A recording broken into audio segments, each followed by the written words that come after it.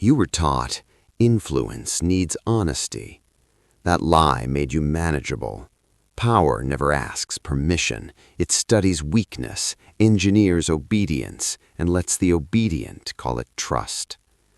Most men are not powerless because they lack strength. They are powerless because they were trained to see human behavior through a moral lens instead of a strategic one. They think people move because of truth. They think loyalty is earned by sincerity. They think fairness protects them. It does not. The world does not always reward what is honest. It often rewards what is understood. That is your first fracture. If you walk into life believing people are transparent, rational, and clean in motive, you will be outplayed by those who understand pressure, status, timing, and emotional leverage. Not because they are superior, but because they are less naive. They see the hidden gears. You stare at the clock face. Influence begins there, not with controlling others, but with seeing clearly. Most people are governed by invisible forces they never name: fear of exclusion, hunger for validation, reflexive respect for certainty, aversion to conflict, addiction to approval. These forces move crowds, shape relationships, build hierarchies, and destroy men who refuse to study them. A person who does not understand these forces becomes vulnerable to them. He calls manipulation chemistry. He calls domination leadership. He calls submission peace. That is how the trap stays elegant. The first lesson is brutal. People rarely respond to your intentions. They respond to your frame. Your frame is the invisible architecture around your words, your certainty, your boundaries, your emotional posture, your willingness to walk away, your refusal to beg for agreement. Weak men obsess over saying the perfect sentence. Stronger men understand that the sentence matters less than the structure holding it. A shaky frame turns truth into noise. A strong frame turns even silence into pressure. This is why desperate men lose. They over-explain, they chase, they defend themselves before being accused. They negotiate against their own position because they fear disapproval more than they value self-respect. The moment you need to be liked, your leverage begins to rot. The moment you fear tension, someone else owns the room. Not always openly, not dramatically. Sometimes ownership is silent. Sometimes it is decided by who remains calm while the other man rushes to repair perception. That is power in its cleanest form. Not aggression, but stability. Understand this carefully. Ethical influence is not mind control. It is not deception. It is not breaking another person's will. It is the disciplined ability to communicate with clarity, hold your boundaries, read incentives, and remain unmoved by emotional bait. It is the refusal to be manipulated by guilt, praise, panic, or manufactured urgency. Before you can influence a room, you must become difficult for the room to influence. Most never reach that level. Why? Because they are still trapped inside the moral fantasy that being good automatically makes them safe. It does not. Goodness without awareness is prey behavior. Decency without discernment is an unlocked gate. The world contains charm used as camouflage, praise used as bait, outrage used as a weapon, and intimacy used as leverage. If you cannot detect these patterns, you will confuse danger with warmth and control with connection. So the lens must change. Stop asking, "What did they say?" Start asking, "What position are they trying to place me in?" Stop asking, "How do I make them understand me?" Start asking, "What incentive is actually moving them?" Stop asking, "How do I avoid tension?" Start asking, "Why am I so afraid of it?" These questions mark the difference between a man who reacts and a man who sees. Seeing is the first separation. Most people do not want to see. They want comfort. They want social anesthesia. They want simple stories where honesty wins, motives are pure, and weakness is forgiven. But real life is not a sermon. It is a terrain of competing interests, hidden fears, and status calculations. Ignore that, and you become easy to steer. This chapter is not here to make you colder for the sake of style. It is here to make you harder to deceive, harder to rush, harder to shame, harder to recruit into emotional traps disguised as virtue. The man who understands the frame does not become cruel, he becomes accurate, and accuracy is dangerous to anyone who survives by confusion. So kill the old lens. Retire the childish belief that clarity is automatic, that intention is enough, that being sincere protects you from pressure. It does not. What protects you is awareness, structure, boundaries, timing, composure, the ability to recognize games without kneeling to them. That is where influence begins, not in controlling minds, in refusing to surrender your own. People like to pretend obedience is a moral decision. It is usually not. It is biological first, rational second. The body bends before the mind explains. Pulse rises, uncertainty appears, social risk enters the room.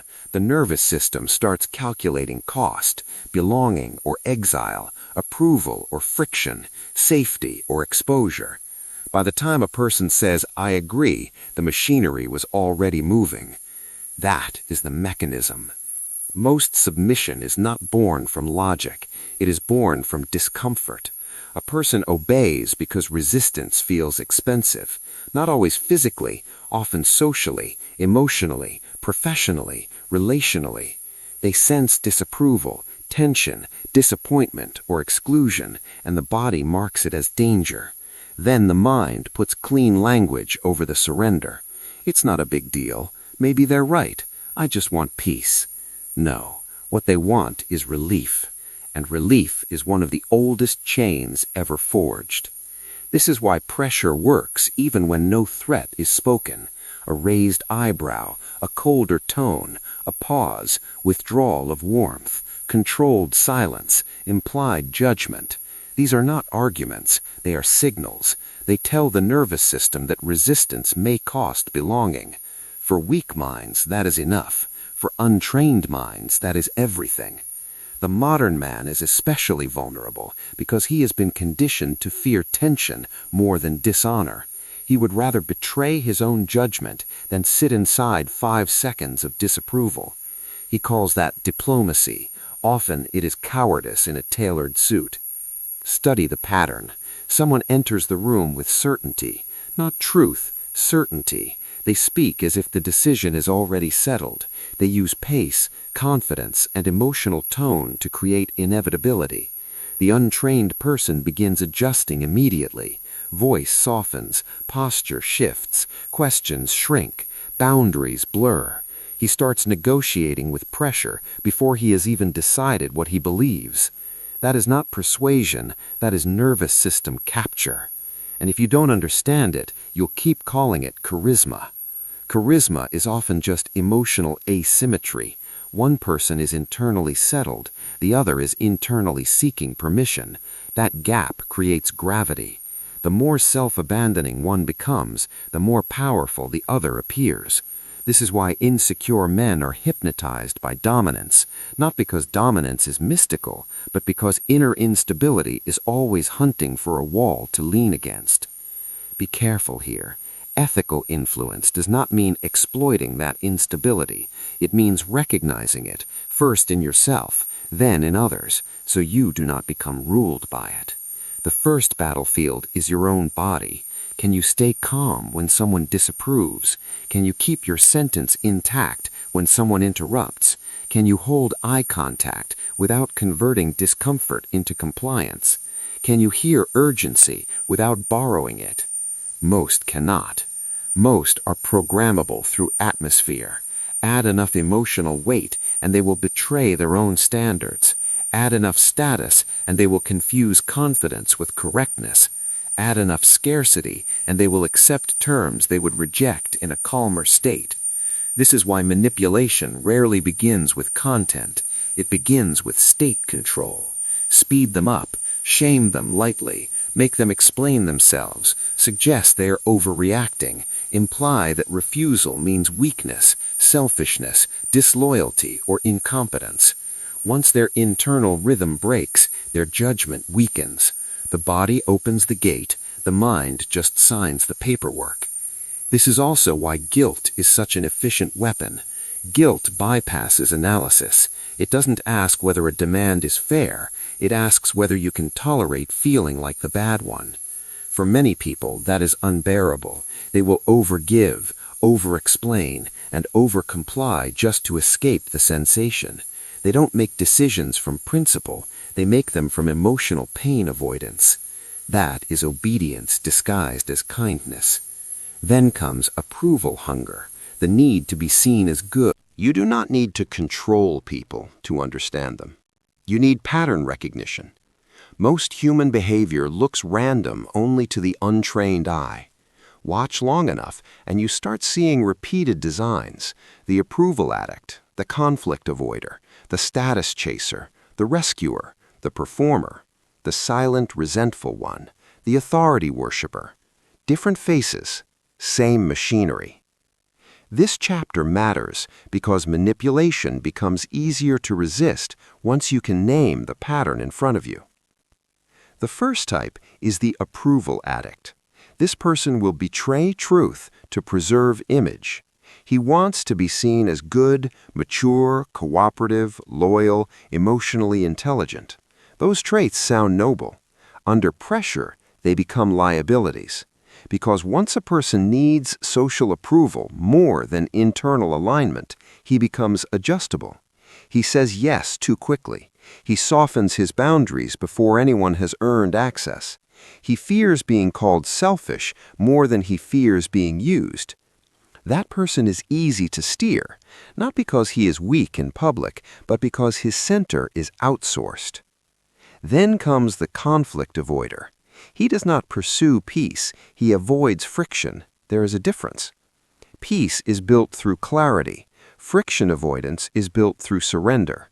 The conflict avoider will tolerate slow disrespect, blurred expectations, and quiet exploitation because each individual moment seems too small to confront. He tells himself he is being patient. Often he is just financing future resentment with present silence. Watch him closely. He laughs when he should object. He nods when he should question. He delays hard conversations until the damage has multiplied. He is governed by one instinct: keep the temperature low, even if the structure rots. That instinct makes him vulnerable to anyone who knows how to weaponize emotional discomfort. Next is the status chaser. This one is ruled by hierarchy. He calibrates his beliefs by who is speaking, not what is being said. Put confidence, prestige, beauty, wealth, or authority in front of him, and his judgment bends. He may appear independent. He is not. He is simply loyal to rank. He mistakes polish for competence and certainty for truth. In rooms with stronger personalities, he becomes intellectually submissive without noticing. This type is everywhere. He laughs harder when the powerful joke. He agrees faster when the admired speak. He becomes cautious around titles, labels, and symbols. He wants proximity to importance, so he becomes easy to manage through implied access. Praise from above intoxicates him. Disapproval from above destabilizes him. His nervous system is chained to vertical validation. Then there is the rescuer. This one is dangerous to himself because he confuses usefulness with worth. He is drawn to broken systems, chaotic people, emotional emergencies, and impossible burdens because saving feels like identity. He enters imbalance willingly. He overfunctions where others underfunction. He becomes the unpaid repairman of other people's irresponsibility, then wonders why he feels drained, bitter, unseen. The rescuer is often manipulated through guilt. He is told, directly or indirectly, that if he does not step in, something bad will happen, and it will somehow reflect on his character. So he steps in again and again, not from strength, but from compulsion. He is not acting freely, he is reacting to the terror of being seen as uncaring. His generosity is not always clean. Sometimes it is fear in noble clothing. Then you have the performer. He is ruled by optics. Everything becomes theater. He does not ask what is true, useful, or necessary. He asks what looks impressive, what sounds sharp, what gains attention, what protects status. This person can be highly verbal and highly hollow at the same time. He talks in polished conclusions and curated emotion. He wants effect more than substance. The performer is vulnerable to public pressure because he lives inside the mirror. If his image is threatened, he will abandon principle to preserve face. He can be guided by applause, cornered by embarrassment, and neutralized by exposure. He does not serve reality, he serves perception. That makes him unstable under scrutiny. Now study the silent, resentful one. This type appears calm, easy, even agreeable, but he does not process tension directly. He swallows it. He accumulates small humiliations, unspoken objections, unmet expectations, and quiet envy until his inner world becomes acidic. Then one day he withdraws, sabotages, erupts, or becomes passive-aggressive with surgical precision. He is not peaceful, he is compressed. People often trust this type too quickly because silence looks like depth. It is not always depth. Sometimes it is unexpressed grievance gathering pressure in a sealed container. If you cannot read this pattern, you will mistake hidden hostility for harmlessness. Then comes the most common of all, the authority worshiper. This person does not require evidence once power is visible. Uniforms, titles, institutions, jargon, social consensus, established names, these things produce obedience inside him. He mistakes external legitimacy for internal credibility. He is not persuaded by argument, he is relieved by command. That makes him easy prey for false certainty. His body relaxes when someone else appears to know. He wants someone stronger, smarter, richer, more connected, more decorated to decide reality for him. He calls it respect. Sometimes it is dependency. He would rather borrow confidence from a system than build discernment within himself. Why does all this matter? Because once you identify the type, you stop personalizing behavior. You stop being shocked by patterns that were predictable from the start. You stop walking into the same trap wearing a different face. You stop thinking, how could they do this? And start asking, what governs this person when pressure appears? That is the better question. Ethical influence begins with classification, not contempt.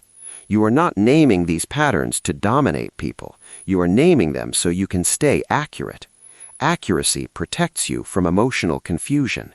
If you know someone is approval-driven, you don't expect principled resistance under social heat. If you know someone is conflict avoidant, you don't mistake their silence for agreement. If you know someone is status-bound, you watch how their beliefs change in the presence of power. Pattern recognition replaces romantic blindness. Now turn the lens inward. Which type has ruled you most often? The approval addict who needed to be seen as good? The rescuer who overgave to feel necessary? The conflict avoider who accepted slow disrespect to keep the room calm? The performer who shaped himself for image? The authority worshiper who mistook confidence for truth? Find the dominant pattern and name it without mercy, because what remains unnamed continues operating in the dark. The man who cannot classify his own weaknesses becomes a habitat for them, but the man who can see his pattern clearly begins to interrupt it. He notices the approval impulse rising and stays quiet. He feels the rescue reflex activating and withholds overfunctioning. He senses status intimidation and slows his agreement. He catches the performance instinct and chooses substance instead. This is how sovereignty is built, not through fantasy, but through repeated interruption of predictable weakness. Most people will never do this work. They would rather protect a flattering self-image than study their own design. They want to believe they are unique, spontaneous, mysterious. They are usually patterned. So are you, until you begin cutting the strings one by one. See the pattern, name the pattern, refuse the pattern. That is the beginning of real control, not over others, but over the machinery in you that once made you easy to move. Most people imagine danger wearing a cruel face.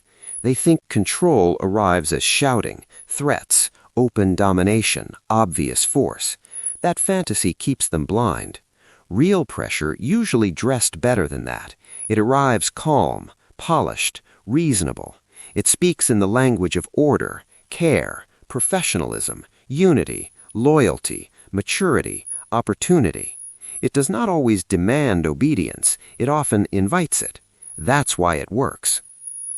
The most effective forms of pressure don't feel violent at first. They feel legitimate. They feel socially acceptable. They feel like common sense. And because they feel clean, people lower their guard. They don't notice when the frame has already been built around them. They don't notice when their options quietly narrow. They don't notice when agreement becomes the tax required for safety, access, praise, belonging, or stability. History is full of this pattern. Crowds have always followed the voice that sounds certain in moments of confusion. Institutions have always expanded control by packaging it as necessity. Leaders have always understood that people do not merely want truth, they want relief from uncertainty.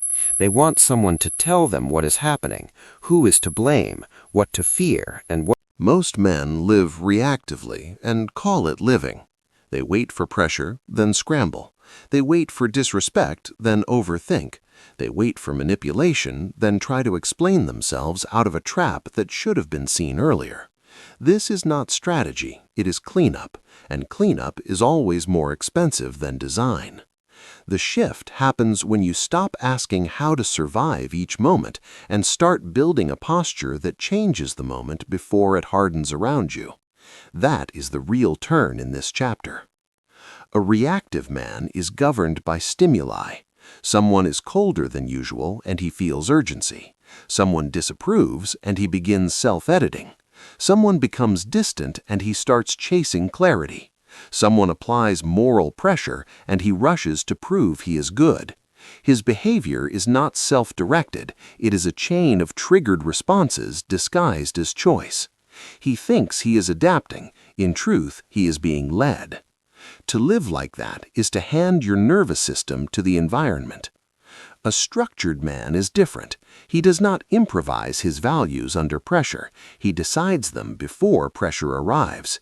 He does not discover his boundaries mid-conflict. He defines them in advance.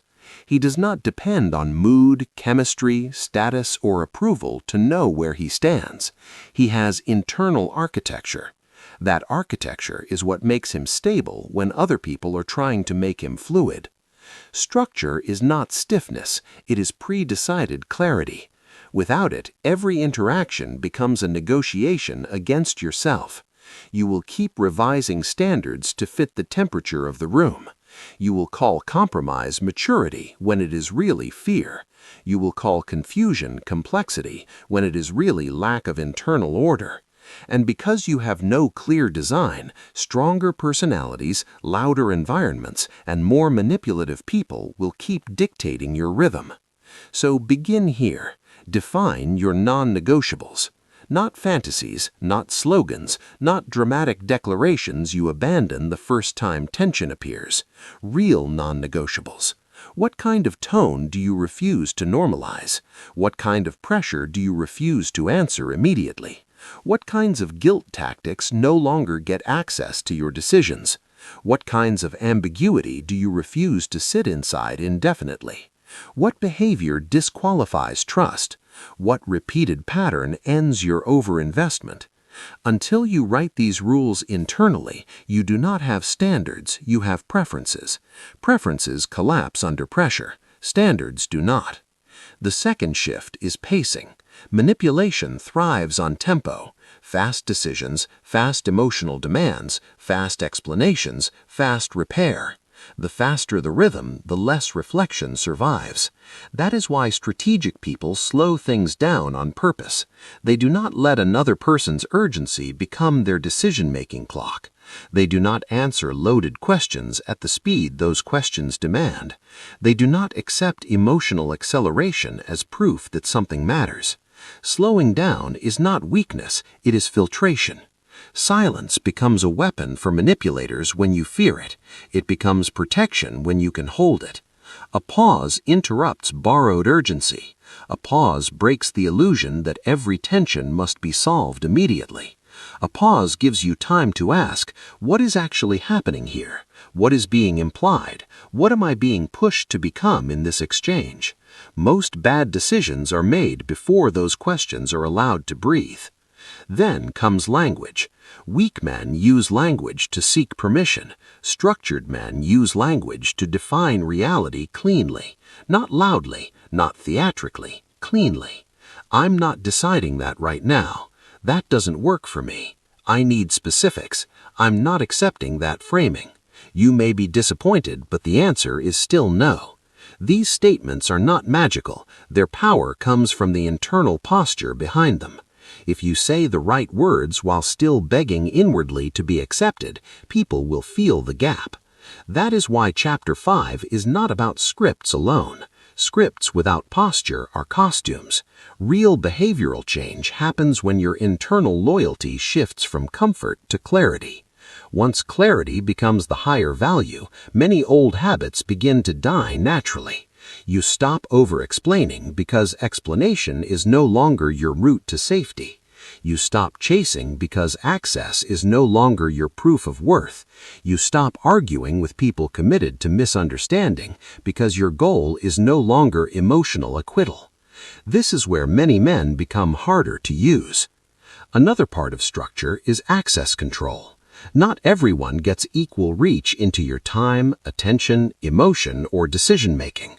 That idea sounds obvious. Most do not live it. They let chaotic people set the emotional climate. They let inconsistent people define relational pace. They let demanding people create guilt. They let status-heavy environments distort judgment. In other words, they leave the gate open and then complain that the house feels invaded. Access must be earned through pattern, not promise. You do not trust words divorced from repeated behavior. You do not reward drama with more attention.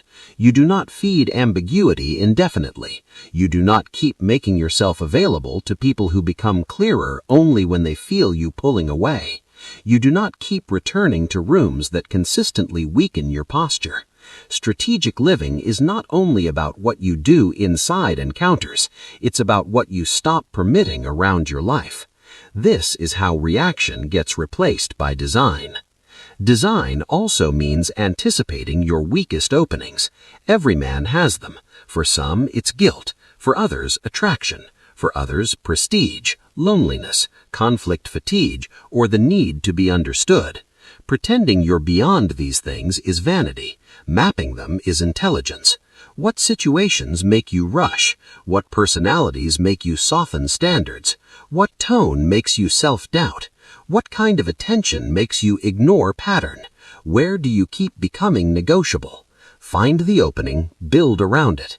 If disapproval destabilizes you, rehearse calm non-compliance. If urgency captures you, build a rule that major decisions sleep overnight whenever possible. If praise blinds you, delay trust until behavior repeats under inconvenience. If guilt moves you, ask whether responsibility is truly yours before responding. Structure is built through these small pre-commitments. Each one reduces the space in which you can be emotionally hijacked. Most people refuse this work because it feels less exciting than improvisation. But improvisation is overrated when the game is your own stability. A well-built man is boring in the best way, hard to bait, hard to rush, hard to flatter into foolishness, hard to shame into surrender, hard to recruit into drama. He does not need to dominate rooms. He just stops offering himself as raw material for other people's chaos. And once that happens, many manipulative dynamics collapse on their own, because they require a willing reactor to survive. Don't miss that. Some traps don't need to be fought, they need to be starved. This chapter is the behavioral pivot. You have already learned to see the frame, the mechanism, the pattern, and the mask. Now you replace fragile spontaneity with deliberate form. You become a man with internal sequence. Pause, assess, define, decide. Not panic, explain, appease, regret. That sequence changes your life. Because power, in the ethical sense, is not the ability to bend others. It is the refusal to be bent by pressure you did not choose. It is disciplined self-command. It is living from constructed principles rather than emotional weather. It is reducing your own manipulatability until your presence begins to carry a different message. This person cannot be moved cheaply. That message is felt long before it is spoken. So stop living as an exposed nerve. Stop making every emotional draft your climate. Stop waiting until the room is on fire to look for an exit. Build the structure now. Build it in language, in pacing, in standards, in access, in self-observation, in rules that protect judgment from state capture. Reaction is the life of the ungoverned. Structure is the beginning of sovereignty. The final barrier is not outside you. It is not the manipulator, the institution, the seductive personality, the status game, the emotional trap, or the room full of silent pressure. The final barrier is the version of you that still wants to be welcomed by what weakens you. That is the real death. Most men never become sovereign because they are still emotionally loyal to the identity that made them easy to steer. They still want to be seen as good by people who benefit from their softness. They still want to be understood by those who committed to misunderstanding them. They still want fairness from environments built on leverage. They still want mutuality from people who only respect consequence. They still want permission to become clear. Permission never comes. At some point, the old identity must be buried, not adjusted, not improved around the edges, buried. Because that identity was built for survival inside approval systems. It learned to smile when uneasy. It learned to explain instead of decide. It learned to earn belonging through usefulness, emotional labor, restraint, politeness, self-editing, and endless calibration. It became skillful in performance, but underdeveloped in sovereignty. It could maintain peace, absorb ambiguity. In the end, life does not merely punish ignorance, it selects against it. That is the final warning. You can ignore power, ignore pressure, ignore pattern, ignore human weakness, ignore the hidden mechanics of social control, and still survive for a while. Many do. They drift through life on borrowed scripts, calling naivety virtue and confusion depth. They keep trusting appearances, keep bargaining with misalignment, keep offering loyalty where only leverage is respected, keep expecting honesty to protect them in rooms built on appetite, hierarchy, fear, and convenience. Then reality collects its debt.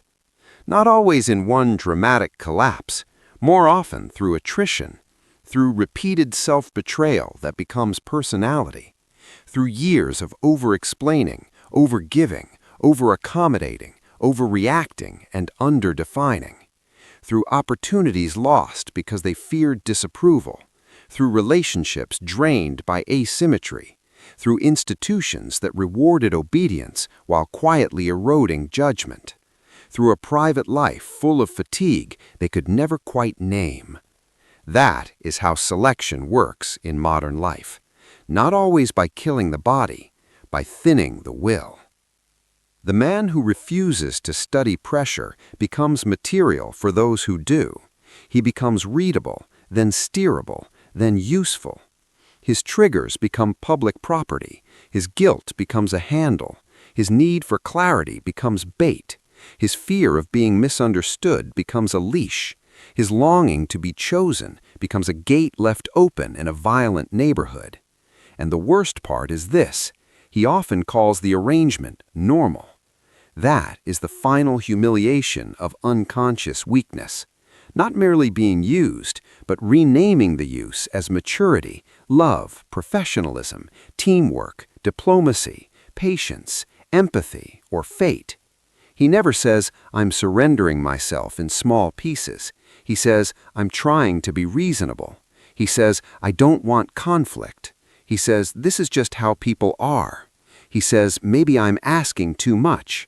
And little by little, he disappears behind those sentences. That is why this final chapter is not about inspiration. It is about selection. Reality does not care what language you used while betraying yourself. It only records the pattern. Did you see clearly or not? Did you define your standards or not?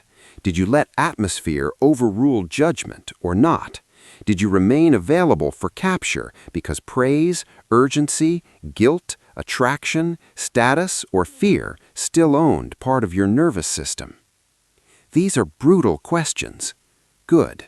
Brutality has instructional value when sentiment has failed. At this stage, there are only two paths. The first path is familiar. Stay soft in the wrong places. Stay visually intelligent, but internally negotiable. Learn the language of discernment while keeping the habits of approval addiction. Continue reading patterns and still submitting to them because your identity remains dependent on acceptance. Keep expecting fairness from crooked frames. Keep mistaking attention for respect. Keep lending your internal order to external chaos. Keep living as an instrument that other hands can still play. Many men choose this path because it is socially smoother. The second path is narrower, harder at first, quieter, less decorated.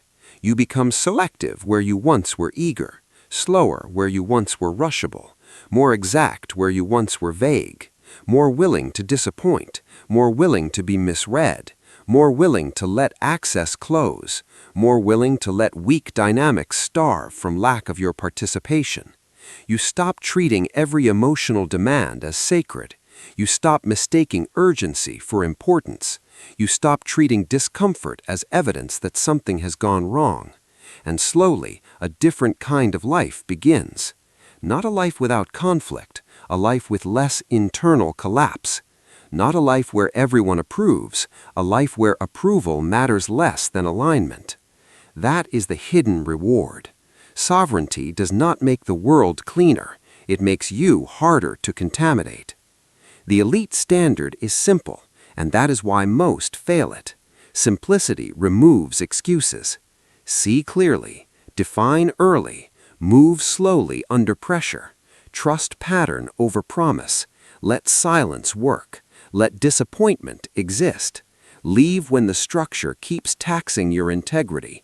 Stop trying to win over what only respects leverage.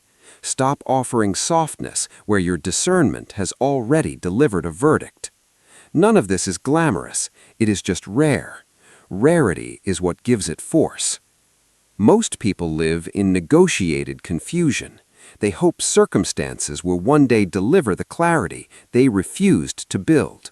They wait for a better relationship, better boss, better room, better timing, better tribe, better explanation, better apology. Meanwhile, the same unexamined openings remain in them, and those openings keep reproducing the same outcomes in different costumes. That cycle ends only when identity changes at the root. So here is the final law. What you do not master in yourself will be used against you by life. If guilt rules you, guilt will be found. If praise rules you, praise will be baited. If urgency rules you, urgency will herd you. If loneliness rules you, false belonging will own you. If status rules you, performance will blind you. If fear of disapproval rules you, your freedom will always be rented. Life is efficient that way. It finds the unguarded gate and returns until it is closed. This is why discipline matters more than mood, why standards matter more than speeches, why pattern recognition matters more than hope, why self-command matters more than charisma. In the final accounting, the man who can hold his center under pressure is selected for a different quality of existence, not because the world crowns him, but because he stops volunteering for his own diminishment. That is the real promotion. You asked for forbidden tactics. The cleaner truth is more severe. The deepest tactic is refusing to remain governable through your own unexamined weakness. That is what separates the perpetually managed from the internally sovereign. One waits for the world to become fair. The other becomes difficult to exploit inside an unfair world. Choose your category carefully, because selection is always happening, quietly, daily, through conversations, compromises, boundaries, habits, silences, and the standards you either defend or betray. You are either becoming more solid or more available, more precise or more programmable, more sovereign or more convenient, and life will treat you accordingly. So let this be the closing line carved into the wall. Anything in you that still begs for permission will one day kneel before pressure. Kill that need. Stand upright. Remain selective. That is the only elite standard worth keeping.